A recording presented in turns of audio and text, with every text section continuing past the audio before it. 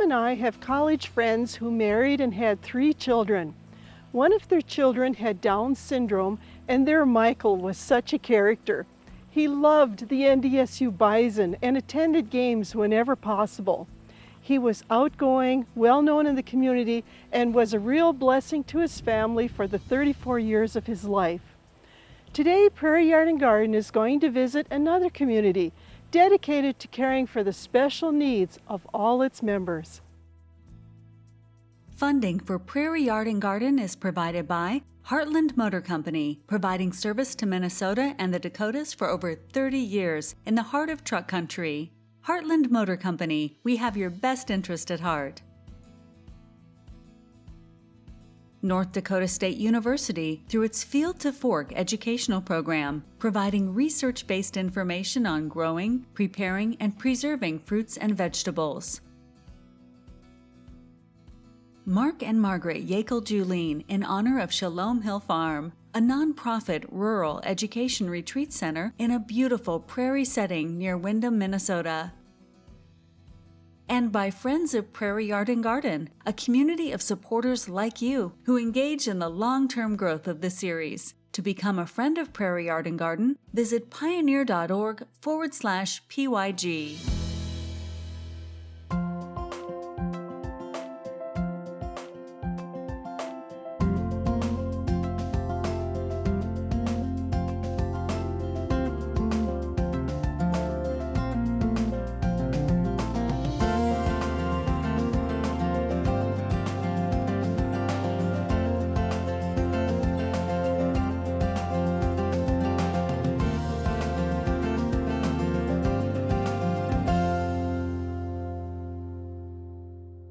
A few years ago, one of my garden club members gave me a newspaper article about a place called Camp Hill Village.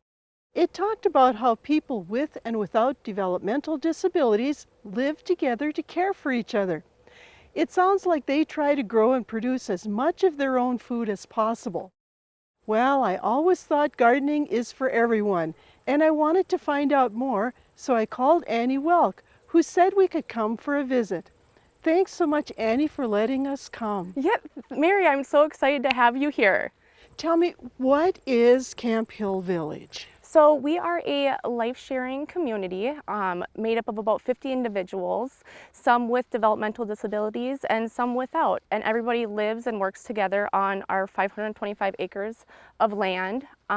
We do things like this orchard here, we grow this food, we have our gardens, we have our farm animals, and then we have various other workshops that everybody takes part in. Is Camp Hill Village a nonprofit organization? Yes, we are. We are a 501c3 nonprofit. We get funding through multiple different avenues because we do have individuals with developmental disabilities here. We do get some Medicaid funding, but the bulk of our money is coming from contributions made by donors that have been supporting us, both new and old, for many years, as well as some foundational support. Then do you try to use some of the enterprises you mentioned to sustain the village? Yeah, so we can proudly say that we grow, harvest, process about 70% of our entire food consumption here on location. So that means we are pretty much fully, 2/3 self-sustaining. Do some of the people that live here work off-site?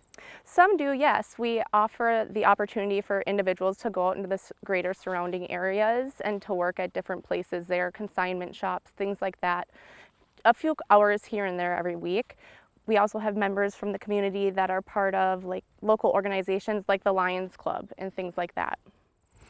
Then do you offer tours here too? We do. You can call ahead, call me, or email me at outreach@camphillmn.org, and I can set up a tour for you to come and check out this beautiful site. We also have an open house every fall where we welcome people from all over to come share the day with us. We do a community meal that's free of charge. We do hay rides, face painting. We sell some of the items that we make here on site, and there's a band. It's just a lot of fun. Is that then open to everybody, and do you let everybody know? We try to let everyone know everyone is welcome. Bring your friends and your family. Do you have other outreach events that you have? At this point, we don't have a ton of other outreach things that we have specific to here, but what we do is a lot of farmers events, farmers markets, and we do other events like that, such as the Garlic Festival, or last summer we did a lot at the Richmond Farmers Market as well. What are the products you take to the festivals and the farmers markets? We sell a lot of our cookies. We make all of our organic cookies here on site. We also make homemade organic bread. And we just recently started making our own bagels here. So those have been selling really well at events. Additionally, we sell items that are made in our weavery, where we use 100% recycled materials to make things like rugs, tote bags, table runners. And we just reopened our pottery workshop, where they're making tons of amazing products like mugs and spoon rests and herb strippers and things like that. And we also have a woodworking workshop where individuals are making things and painting things like birdhouses and charcuterie boards. So are the residents involved in making all of these things? 100%, and that's why the volunteers that are here to support them in creating these things to the best of their abilities. Then do you have to do fundraising too? We do fundraising as well, yes. That's kind of what my key role is at this point in time, is to reach out and try and get our name known and see if we can generate some excitement about our community. These apples are gorgeous. I absolutely love our apples here. We use them to make a ton of baked goods in our bakery. On top of that, we also have an amazing vegetable garden. Oh, can we go see that? Let's go and meet Tommy. He can show us around.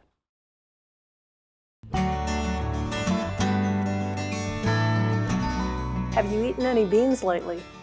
Many of us shortchange ourselves on fiber, and beans can help. You can start with canned beans or with dry beans. Beans contain insoluble fiber that helps with digestion, and also soluble fiber that could lower your blood cholesterol level. One of the advantages of starting with dry beans is that they're very low in sodium content. On the other hand, if you use canned beans, you should rinse them, because that can reduce the sodium content by about 40%. So today we're making a speed scratch item. It's called sizzling baked beans, and it's really easy, and you can personalize it for your family.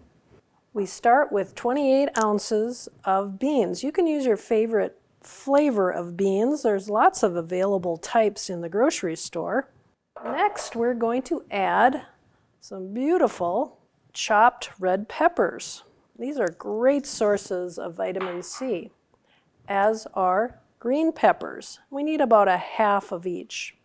If you want to use yellow, you can do that as well.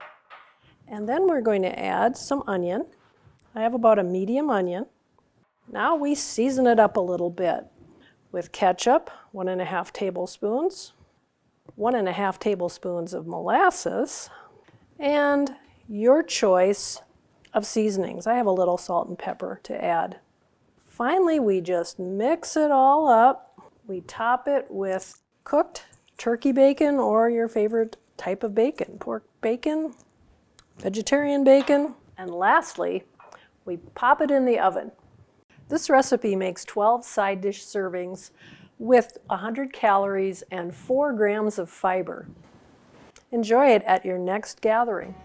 This is Dr. Julie bringing you from Field to Fork. Until next time.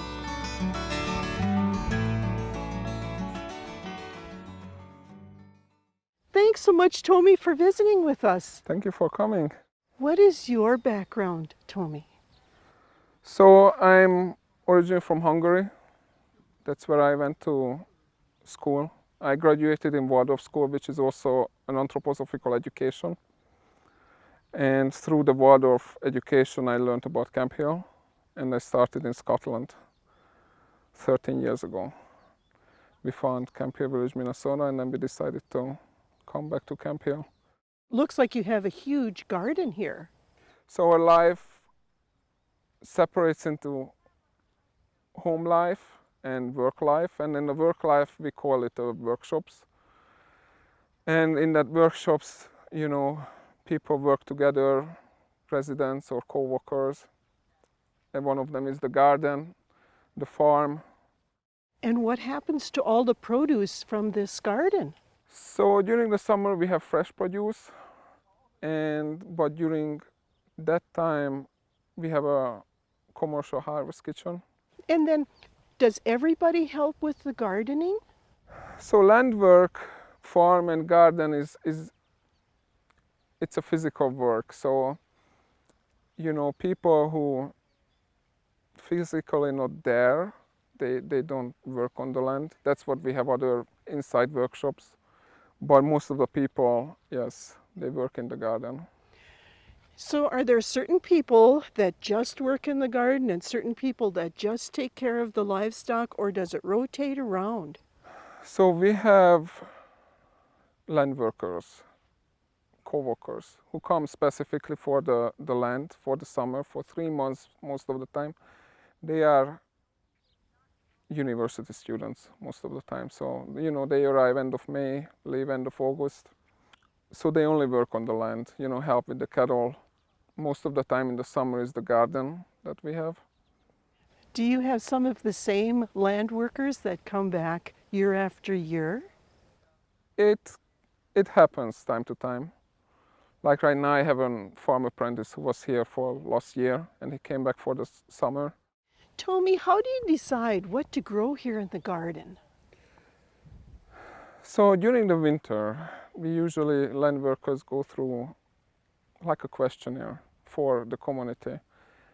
And in this questionnaire we ask, what people would like to see in the garden to grow this year. So we have that list, and then our gardeners order the seed, and then they just grow like sweet corn, zucchini, beans, tomatoes. Do you start the plants yourselves or do you buy in plants? Yeah, so in March we open the greenhouse and we start everything from seeds. And then who transplants everything and who plants the garden and tills and everything? We have designated gardener, the garden manager, who start organizing and tilling and start planting. We don't move anything outside before end of May, since our official frost day is May 31st. So once that day passes, that's when really the planting production starts. Why do you like living here in Minnesota? I really love the surroundings. I really love the land here in Minnesota, especially in central Minnesota. I grew up in a big city, and to living out in the nature, it's really everything for me. Well, can I find out more about the lifestyle here too? Yeah, the best person to talk to is Seamus. Well, that would be wonderful. Thank you so much. Hi Mary, I'm Seamus. I've lived at Camp Hill Village, Minnesota for 8 years now. I was supposed to be here for 3 months and I decided to stay long term. And I am a house leader and a community leader. So explain what that is. So we are a intentional community first and foremost, and we were founded to live with people with developmental disabilities. We live and work on 525 acres of land, and we have a garden, a farm, but we also have 7 houses on our property where we live and work together 24/7. Basically, we're here for the people and for the land. So how many people live together per house? So we're licensed for 4 people with special needs in our houses, and then all of the rest of us are support. We're all here on a volunteer basis. The only employees that we have are office staff and a couple of employees who help with kitchen management and a few of the specialty things that we need to have someone with good experience with. Do you fix your meals in your own home, or do you have community meals, or how does that work? So we have community meals most days at lunch, and once a week we will have cooking in our own homes, and we'll have people come and help us cook those meals, and we eat them in our homes. Breakfasts and dinners we eat primarily in our own homes as well. Does everybody fix the same meals each day? No. It's kind of up to whoever is heading those activities. We have people from all over the world, so they bring a lot of different cuisines into play. We have people from India, from Bangladesh, Germany, Brazil. So we have a lot of people with a lot of different culinary backgrounds. Do you kind of have like a dietary advisor or whatever that kind of says, okay, we've got lots of cucumbers ready in the garden now. Let's try to fix meals geared towards that? Absolutely. Our garden manager keeps us apprised of all of the things that we have coming in from harvest. And then during the winter, we try and check with our kitchen manager to see what we've preserved and how much of everything we have left and what she really needs to push. Usually it's zucchini or kale, but you know. So what is life like in the house? So we stay pretty routine. A lot of people with special needs really approve of routine, and it helps them get their day in order. It helps, you know, the structure really helps them. So we usually will get up, we'll have breakfast. We usually go and start our activities about 9 a.m. And then we have lunch at about noon. And then we have a short break in the middle of the day for about an hour. We call it our rest hour. And then we go back to work for another 2.5 hours where we're doing all sorts of activities on the land and artistic and culturally. And then after that, we have our after hours time. And that's when dinner, and then afterwards we get together, we play games. We do a lot of house things together. What are some of the responsibility of the residents? So we try and make sure that all of our residents are able to be as independent as they are able. So some of them can help with a lot of the household chores and can help wash dishes, cook. A lot of them, you know, they need a little bit of extra help, and that's what we're here for as volunteers, is to help them like do smaller things like set the table or pour water before meals or cleaning their bathroom. So there's a lot of that. We try and encourage people to learn life skills so that they're able to do those things more independently, like doing their own laundry and things like that. Do people here participate in events also? Well, we have events that are in the village. We have a lot of festivals which are correspond with the seasonal changes of the year. So we have a lot of different festivals that we all participate in during those times. We also have our annual open day, or fall festival, and a lot of people come from the surrounding areas to come and do that. So, and they actively participate in preparing for that and putting it on, and then, yeah, of course, clean up afterwards. But, and then we participate in a bunch of different things in the outer community as well. Whenever Sauk Center or Long Prairie has like festivals or things going on in town, yeah, we'll go and we'll get everybody loaded up into the vans and we'll all go together as a group. So, Do people here participate in activities on site? absolutely. We have a fully functioning weavery where we do a lot of textile arts. We have a bunch of hand looms and floor looms, and they produce rugs. They also produce bags and things from recycled materials. All of the stuff that we use in there is from donations that people have given us. We also have a working wood shop.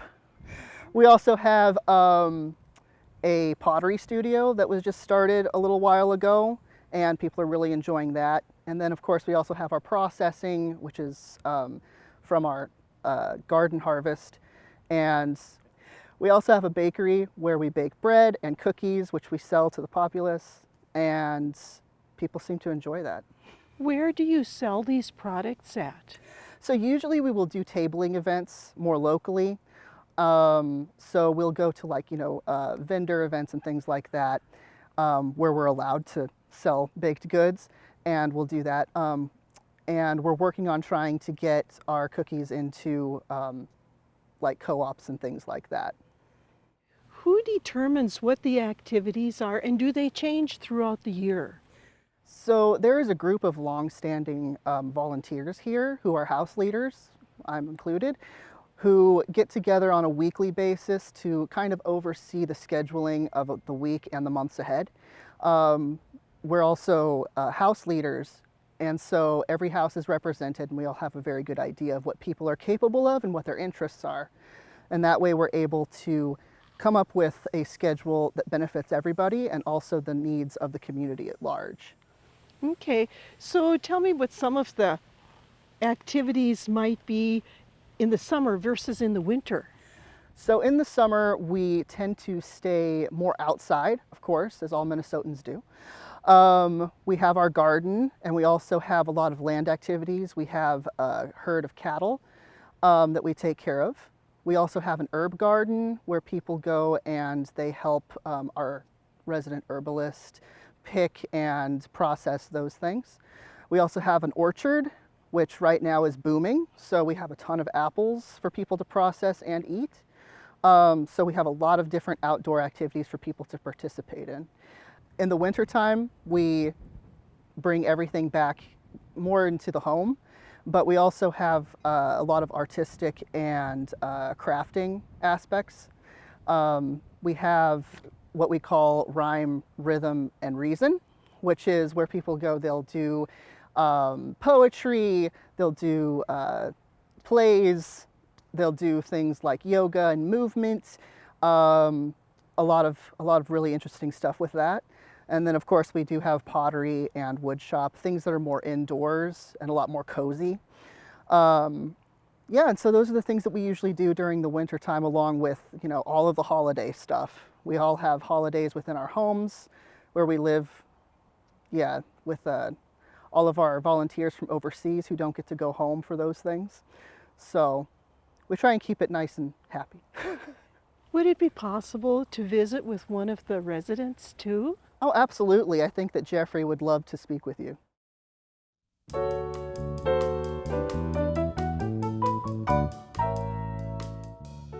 I have a question.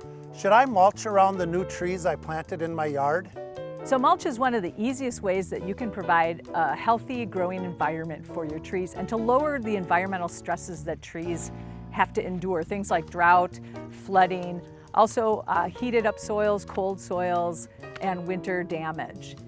Now, what can you do to mulch? There's a lot of different kinds of mulches. There's wood chips, which are literally chips of wood. There's also shredded wood mulch, which kind of knits together. That's a good choice if you have slopes. And also you can use rock, provided that you put a landscape fabric underneath it. There's also cocoa bean mulch, there's synthetic mulches, all sorts of different things. All the mulches are fine. The rule of thumb is if it's an organic mulch like wood, you don't need an underlayment like landscape fabric. If it's a mulch like rock, you would want to put that under your rock mulch so that you're not allowing that rock to work its way into the soil. So what are the benefits of mulch? One of the benefits is it holds in moisture. That's helpful when it comes to watering trees and not having to water them as often. Another benefit of mulch is that it protects those feeder roots. Feeder roots of trees take up minerals and nutrients and water and send it up to the rest of the tree. So they're really important. They're in the top 12 to 18 inches of soil, so they're right below the soil surface. Mulch helps to protect them from compaction, but also from damage. Mulch also helps to moderate soil temperature. In other words, as we go into the winter and the soil tends to get colder, it helps to gradually allow that soil temperature to drop, which is less stressful to the trees. On the reverse, in the spring, it also allows the soil to gradually warm up so that, again, it's less stressful for trees. Now, how do you mulch? You want to have at least a 6-foot ring diameter around the tree. That allows for mowing, it allows for the tree to really expand and grow. You also want to be sure you don't pile mulch up against the trunk of the tree. You want to leave a space so that you can see the root flare of that tree and leave that open. And that's important for the health of the tree. We don't want mulch piled up along the trunk. It tends to break down the trunk tissues. It can also be a great place for critters to live. So there are a lot of benefits for mulching young trees, newly planted trees, but also your established trees as well. So Jeffrey, tell me, how long have you lived here at Camp Hill Village? 32 years. Really? Where did you live before? In North Minneapolis, by the Jordan neighborhood, Jordan Elementary School. So, what's your favorite thing about living here at Camp Hill Village? What's good? It's been safe. It's safe. Okay. And then do you like the people that you live with too? I do. Then what's your favorite food that you have here? We have pizza. I like pizza. We have lasagna. We have enchiladas. It's all kinds of food. Well, and it all sounds really good. It does. So, what is a job that you have to do here that you don't really care for? Because it's the garden. It's the garden because of the sun. Okay. You know, it's health reasons. Okay. So, what's your favorite job to do here? It's the weavery. Do you do that quite a bit? I do that. I think I do that for now. It's just once a week. See, it's going to be more when winter comes. Then do you take some of the things that you have made and take them to sell them? Right, in Fall Festival, open day. Okay. So do you work away from Camp Hill Village too? No, just in the village. Okay. Well, I appreciate you talking to us so much. Thank you. You're welcome.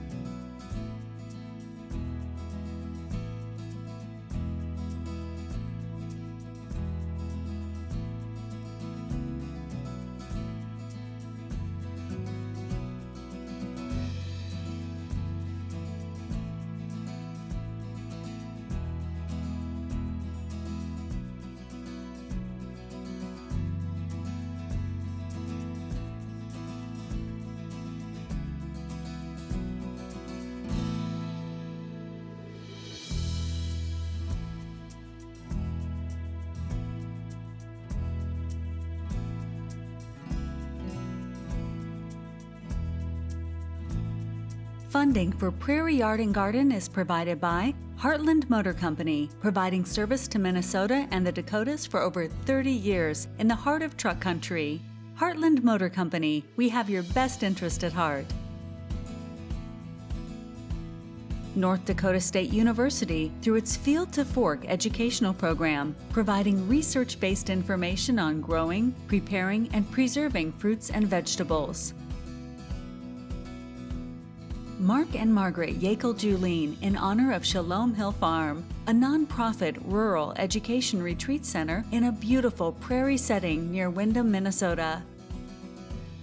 And by Friends of Prairie Yard and Garden, a community of supporters like you who engage in the long-term growth of this series. To become a friend of Prairie Yard and Garden, visit pioneer.org/PYG.